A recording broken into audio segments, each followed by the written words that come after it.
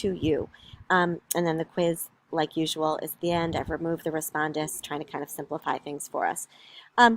So if I may, I'd like to just go back up to the top here and just do a quick recap of these planning steps. So the whole chapter tackles these steps 1 through 6 in terms of your approach to determining what the needs are of the athletes you're working with, how you'll plan out what you'll teach and cover through the course of a season. So give it a read through. If I may just highlight it for a moment. Hopefully I'll identify the skills your athletes need. That comes from really being a student of the game and learning your sport well and being a careful observer. You'll hopefully get to know your athletes as whole people, really get to know their, social, emotionally, physically, and so forth. And you'll be able to identify their strengths, their weaknesses, really what skill, you'll kind of meet them where they're at and determine what they need to work on to get to the next step. Some of this you may do in a whole group. Some of it you may do individually or by position or by year, or by event, whatever makes sense for your given sport. So again, number 1, identify what skills your athletes need. 2, really get to know them so you can best determine how to approach learning. And then analyze the situation. Step 3, where are you at in terms of your season? Where are you at in terms of your team? What do you have for returners or newcomers? What is going on in your league, your conference? Sort of what are the demands? What are the expectations? Kind of where are you at? And again, take that sort of a little bit broader perspective, figure out where you're at, and that'll help you determine what you need to do.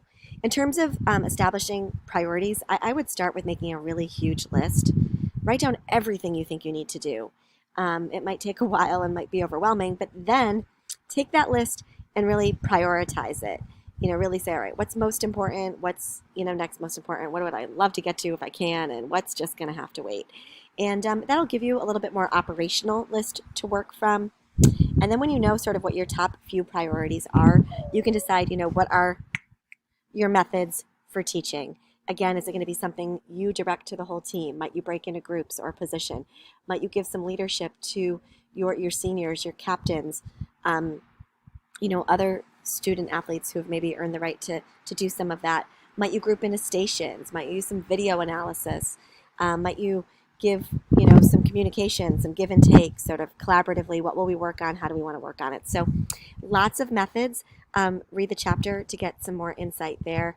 But I do think when you can best match up your methods to your audience and play to each other's, strengths, I think that'll be really the most productive. So, and then lastly, this gets you down to planning practices. I find myself talking with my hands, even though I'm on video.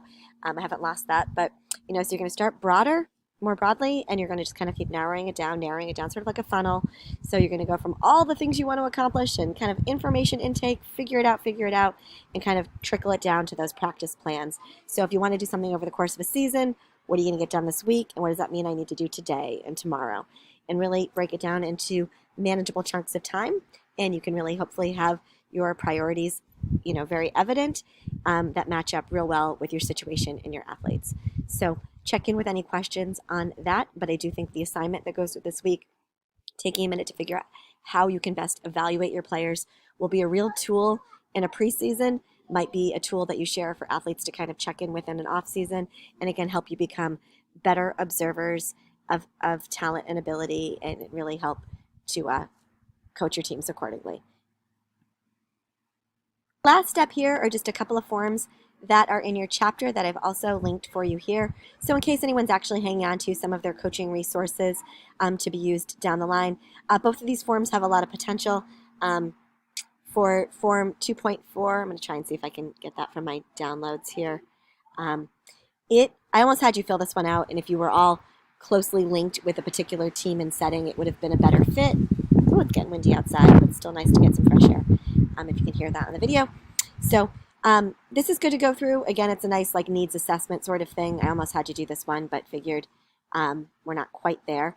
And then the other form that I have linked is called Form 12.5, Identifying, Evaluating Skills You'll Teach. So I really love the categories. I could kind of live without the right-hand 3 columns. It's not quite my style, but I wanted you to know this resource was there and sort of use it as you see fit. You can see technical skills, tactical, fitness skills, mental skills, and other things like communication and character development. And just in closing, I wanted to mention that we have talked a lot about positive communication and character development, and these very much can be part of your sports programs. But just that reminder that it doesn't just happen, it has to be intentionally built in. We need to design activities and opportunities to cultivate these skills in the athletes we work with. But I know the kind of coaches you're going to become, and I think that'll be a really great part of what you do. All right. Good luck with the week. Check in with questions, and most importantly, be well.